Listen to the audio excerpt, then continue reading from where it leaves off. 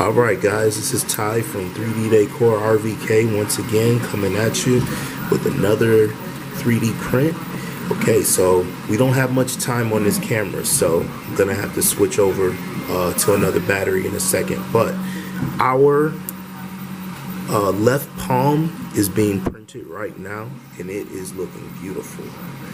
It took us a while to get the adhesion correct on the printer, on the print bed, and also the right temperature combination, but we decided to go with the same temperature that we did on the previous build. Initial thought was maybe go at a lower temperature because this is going to be about a 6-hour print, but I'm thinking that this should be good. You know, it'll at least get our prototype printed out, and that way we can proceed with testing,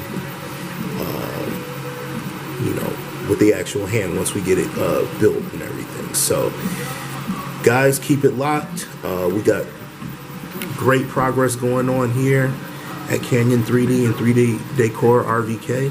So just keep it locked, and we'll talk to you soon. Peace.